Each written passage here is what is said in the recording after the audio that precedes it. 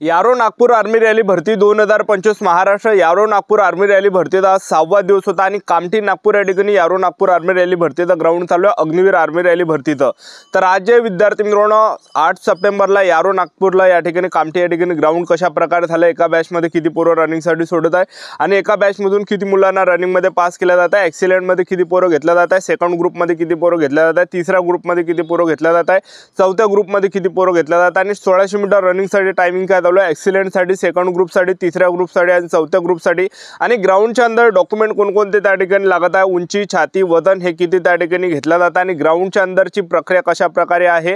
तर आज 8 सप्टेंबरला ज्या विद्यार्थ्यांचा ग्राउंड झालं यारो नागपूर कामठी या ठिकाणी, तर त्याच विद्यार्थ्यांचा अनुभव मी तुम्हाला आजच्या व्हिडिओच्या माध्यमातून सांगणार आहे। सुरुवातपासून शेवटपर्यंत ग्राउंडच्या अंदरची प्रोसेस त्या ठिकाणी कशा प्रकारे चालत आहे याबद्दल। तर आजचा व्हिडिओ खूप महत्त्वाचा होणार आहे, व्हिडिओ शेवटपर्यंत बघा आणि व्हिडिओला आताच लाईक करा। नमस्कार विद्यार्थी मित्रांनो, माझी नोकरी कॉर्नर यूट्यूब चॅनलवर मी गोपाल अनखळे तुमचं सर्वांचं सहर्ष स्वागत करतो। तर मित्रांनो, व्हिडिओचा थंबनेल बघून तुमच्या लक्षात आलं असेल की आपला व्हिडिओ कोणत्या टॉपिकवर होणार आहे। व्हिडिओ सुरू करण्याच्या आधी आपल्या यूट्यूब चॅनलला सबस्क्राइब करा, जेणेकरून प्रत्येक भरतीचे अपडेट तुमच्यापर्यंत सर्वात आधी पोहोचेल। जास्त करून इंडियन आर्मी रॅली भरतीच्या रिलेटेड जास्त व्हिडिओ आपल्या चॅनलवर अपलोड करत असतो आणि 10वी 12वी पास भरतीच्या रिलेटेड जास्त व्हिडिओ आपल्या चॅनलवर अपलोड करत असतो। व्हिडिओ सुरू करण्याच्या अगोदर सर्वांना एक रिक्वेस्ट आहे, तुम्ही आपला व्हिडिओ कोणत्या जिल्ह्यातून पाहून राहिले हे नक्की कमेंट बॉक्स मध्ये सांगा, जेणेकरून मला सुद्धा अंदाज लागणार आहे की आपला व्हिडिओ कोणकोणत्या जिल्ह्यापर्यंत पोहोचू राहिला। ठीक आहे, तर पहा यारो नागपूर आर्मी रॅली भरतीचं जे ग्राउंड आहे हे कामठी या ठिकाणी चालू आहे। तर 8 सप्टेंबरला ज्या पण विद्यार्थ्यांचं ग्राउंड होतं तर ते मुलं या ठिकाणी 7 सप्टेंबरला त्या ठिकाणी आले होते। म्हणजे सांगायचं वेळेस की आर्मी भरतीची जी प्रोसेस आहे 1 दिवस अगोदरपासून या ठिकाणी चालू झालेली राहते। एक लक्षात ठेवा, तर तुमची जे पण ग्राउंडची तारीख असेल तर आपल्याला 1 दिवस अगोदर या ठिकाणी यायचं आहे। ठीक आहे, तर आपण या ठिकाणी चुका करू नका, कारण की काय काय विद्यार्थी काय करतात, आज 8 सप्टेंबरला ग्राउंड होतं, काय काय विद्यार्थी 8 सप्टेंबरला त्या ठिकाणी आले तर त्यांना डायरेक्ट घरी पाठवून आलं झालं। म्हणजे सांगायचं एवढंच की ज्या दिवशी आपल्या ग्राउंडची तारीख आहे त्या दिवशी जर आपण आलो तर त्या दिवशी ग्राउंड झालेलं राहते, 1 दिवस अगोदरपासून या ठिकाणी प्रोसेस चालू राहते। तर 1 दिवस अगोदर आपल्याला या ठिकाणी येतं। तर ज्यांचं सुद्धा 8 सप्टेंबरला यारो नागपूर कामठीचं या ठिकाणी ग्राउंड झाले तर ते मुलं 7 सप्टेंबरला रात्री त्या ठिकाणी 11 वाजता ग्राउंडवर हजर होते आणि 11 साडे 11 वाजतापासून त्यांना गेटच्या अंदर एंट्री दिला जात आहे। गेटच्या अंदर एंट्री दिल्यानंतर त्या ठिकाणी सर्वात अगोदर 2 डॉक्युमेंट चेक केला जात आहे, आधार कार्ड आणि हॉल तिकीट। ह्या 2 डॉक्युमेंट मुलांना गेटच्या अंदर एंट्री दिला जाते आणि त्याचबरोबर तुम्ही जर 2 पेपर पास झाले असेल, टेक्निकल किंवा जीडी, तर तुमचं जे ग्राउंड आहे हे थोडं लेट होणार आहे या विद्यार्थ्यांचं ग्राउंड झाल्यानंतर। ठीक आहे, आणि आपल्याला जे आपण जर समजा दोन्ही पेपर पास झाला असेल जीडी किंवा टेक्निकलचा, तर आपल्याला आपला जो रनिंगचा जो ग्रुप आहे तर तो एकाच वेगळा ग्रुप त्या ठिकाणी सोडणार आहे रनिंगसाठी, एक लक्षात ठेवा। ठीक आहे, तर सर्वात अगोदर आज विद्यार्थ्यांना गेटच्या अंदर एंट्री दिली। गेटच्या अंदर एंट्री दिल्यानंतर त्या ठिकाणी मुलांना बसून ठेवलं जात आहे।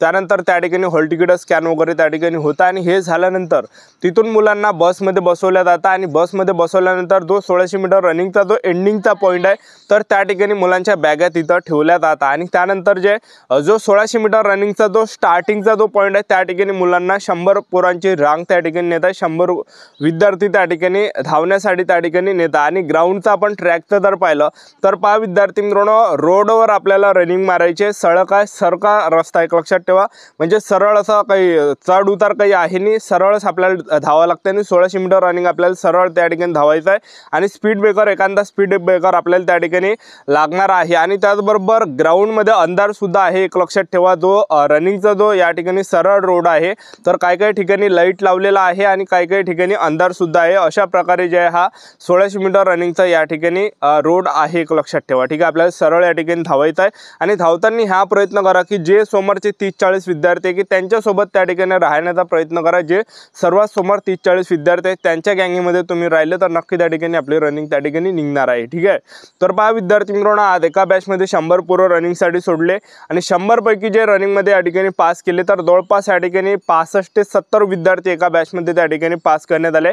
एका ग्रुपमध्ये 100 पोरं रनिंगसाठी सोडतात आणि 100 पैकी 65 ते 70 विद्यार्थी या ठिकाणी रनिंगमध्ये पास केला जात आहे, ज्यामध्ये एक्सिलेंटचे जे विद्यार्थी मित्रांनो जवळपास 25 विद्यार्थी घेतला जात आहे, सेकंड ग्रुपचे या ठिकाणी 20 विद्यार्थी घेतला जात आहे, तिसऱ्या ग्रुपचे सुद्धा 20 विद्यार्थी घेतला जातात आणि चौथ्या ग्रुपचे त्या ठिकाणी जवळपास 8-9च्या आसपास त्या ठिकाणी पोरं त्या ठिकाणी घेतला जातात। म्हणजे 65 ते 70च्या दरम्यान मुलं या ठिकाणी पास केल्या जातात। आणि टायमिंगचा जर आपण विचार केला तर एक्सिलेंटसाठी जो टाइम दिला जात आहे 5 मिनिट 30 सेकंड, 5 मिनिट सेकंड ग्रुपसाठी जो टाइम त्या ठिकाणी आर्मीला सांगणार 5 मिनिट 30 सेकंड, 5 मिनिट 45 सेकंड आणि तिसऱ्या ग्रुपसाठी जो टाइम सांगत आहे 5 मिनिट 45 ते 6 मिनिट पर्यंत आणि चौथ्या ग्रुपसाठी 6 6 मिनिट ते 6 मिनिट 15 सेकंडपर्यंत हा काय टाईम त्या ठिकाणी दाखवला जात आहे।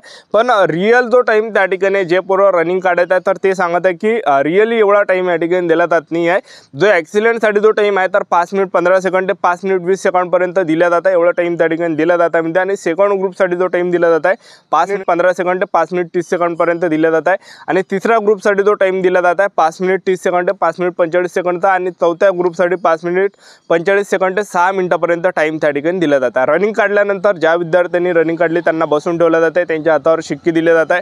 ज्याने ॲक्सिडेंटमध्ये रनिंग काढली ॲक्सिडेंटचा शिक्का, सेकंड ग्रुपमध्ये रनिंग काढली सेकंड ग्रुपचा शिक्का, तिसऱ्या ग्रुपमध्ये रनिंग काढली तिसऱ्या ग्रुपचा शिक्का, चौथ्या ग्रुपमध्ये रनिंग काढली चौथ्या ग्रुपचा शिक्का। हे झाल्यानंतर त्या ठिकाणी मुलांचे बायोमॅट्रिक्स त्या ठिकाणी होत आहे, डोळे वगैरे त्या बायोमॅट्रिक्समध्ये घेतलं जात आहे, थंब वगैरे घेतला जातं। आणि हे प्रोसेस झाल्यानंतर मुलांना लॉंग जम्पसाठी नेलं जात आहे। लॉंग जम्प झाल्यानंतर झिगझॅग मारायला लावता आणि झिगझॅग झाल्यानंतर 10 पुलअप्स त्या ठिकाणी काढायला लावत आहे।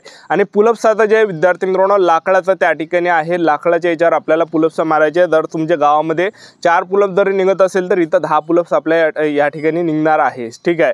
म्हणजे या ठिकाणी पुलअप्स जास्त निघते लक्षात ठेवा, ठीक आहे। आणि हे झाल्यानंतर त्या ठिकाणी मुलांची हाईट त्या ठिकाणी घेतलं जातं। हाईट 168 सेंटीमीटर पोरं त्या ठिकाणी सांगत आहे। आणि त्याचबरोबर जे आर्मीवाले त्या ठिकाणी सांगत आहे की 168 सेंटीमीटर, त्याचबरोबर छाती 76-77 सेंटीमीटर फुगून 5 सेंटीमीटर भरली पाहिजे आणि वजन 50 किलोच्या वरती असलं पाहिजे। तर बा मुलं उंची आणि छातीमध्ये कटत आहे, कारण की उंची त्या ठिकाणी वाढवल्या जाते एखाद्या सेंटीमीटर, म्हणजे 169 सेंटीमीटर त्या ठिकाणी हाईट घेतला जातं एक लक्षात ठेवा, ठीक आहे। आणि वजन आपलं 50 किलोच्या वरती असलं पाहिजे, 50 किलोच्या खाली जर असेल तर अपात्र केलं जाते, फेल केलं जाते एक लक्षात ठेवा, ठीक आहे। तर 50च्या वरती आपलं वजन असलं पाहिजे। 1 किलो जरी तुमचं कमी असेल तर केळ वगैरे नाही एखादा डझन रनिंग काढल्यानंतर त्या ठिकाणी खा, जेणेकरून आपलं 50च्या वरतं वजन भरलं पाहिजे। आणि हे झाल्यानंतर त्या ठिकाणी मुलांना बसून ठेवलं जातं आणि त्या ठिकाणी काय होतं की मुलांचं डॉक्युमेंट व्हेरिफिकेशनची प्रोसेस होत आहे। तर डॉक्युमेंट व्हेरिफिकेशनला कोणकोणते डॉक्युमेंट लागत आहे तर 10वीचं मार्कशीट, 10वीचं बोर्ड सर्टिफिकेट, 12वीचं मार्कशीट, 12वीचं बोर्ड सर्टिफिकेट, त्याचबरोबर जे त्याला शाळा सोडल्यात दाखला सुद्धा म्हटलं जाते। शाळा सोडल्यात जर दाखला जर आपला नसेल, कॉलेजमध्ये असेल तर कॉलेजमधलं बोनाफाईड न्या, कास्ट सर्टिफिकेट झालं, डोमेशियल झालं, कॅरेक्टर सर्टिफिकेट लागणार आहे, पोलीस स्टेशनमधलं अनमॅरिड सर्टिफिकेट आपल्याला लागणार आहे, सरपंचाचा रहिवासी दाखला, पोलीस पाटलाचा रहिवासी दाखला, 50 फोटो त्या ठिकाणी न्या, आधार कार्ड सोबत न्या। त्याचबरोबर जे आणखीन सुद्धा आपल्याला एवढे काही डॉक्युमेंट न्यायचे, ओरिजिनल डॉक्युमेंट न्यायचे आणि प्रत्येकाचे 2-2 झेरॉक्स आणि आर्मीवाले एक झेरॉक्स मागते, पण 2-2 3-3 झेरॉक्स असल्यावर उद्या आपल्याजवळ, जेणेकरून काहीही त्या ठिकाणी प्रॉब्लेम येणार नाही, ठीक आहे। तर अशा प्रकारे ग्राउंडच्या अंदरची संपूर्ण प्रोसेस अशा प्रकारे आपल्याला त्या ठिकाणी डॉक्युमेंट लागत आहे। आणि त्याचबरोबर आपल्याला एक डॉक्युमेंट आणखीन लागते, ते म्हणजे नोटरी। नोटरी खूप इम्पॉर्टंट आहे, नोटरी कंपल्सरी एक लक्षात ठेवा, ठीक आहे। तर नोटरी आपल्याला न्यायची आहे। तर भरपूर विद्यार्थी काय करत आहे की ह्या चुका करून आले, कोणी तहसीलमधून करून आले, कोणी हॉल तिकीटवर करून आले, हे चालणार नाही त्या ठिकाणी। तर तुम्हाला नोटरी कुठून करायची आहे तर भरपूर विद्यार्थ्यांना हे माहीत नाही नोटरीचा फॉर्म कोणता आहे। तर नॉन ज्युडिशियल स्टॅम्प पेपर म्हणून हा एक तुम्हाला स्क्रीनवर दिसत असेल, तर इंडियन आर्मीच्या वेबसाईटवरूनच तो आपल्याला भेटणार आहे किंवा सायबर कॅफेमधून गेले तरी सुद्धा त्या ठिकाणी भेटणार आहे। तर तो फॉर्म घेऊन आपल्याला वकिलाच्या घरी जायचं, ॲडव्होकेटच्या घरी। ॲडव्होकेटचे जे घर आहे प्रत्येक गल्लोगल्लीमध्ये आपल्या जिल्ह्यामध्ये आहे, त्यांच्या घरी जायचं त्यांच्या, आणि त्यांना म्हणायचं की मला नोटरी करून देतात, ते तुम्हाला बरोबर नोटरी करून देणार आहे, ठीक आहे। तर 100 रुपयातच नोटरी करून भेटते। तर अशा प्रकारे आपल्याला नोटरी करायची आहे। तर आजच्यासाठी थांबतो, व्हिडिओ नेक्स्ट व्हिडिओमध्ये। जय हिंद, जय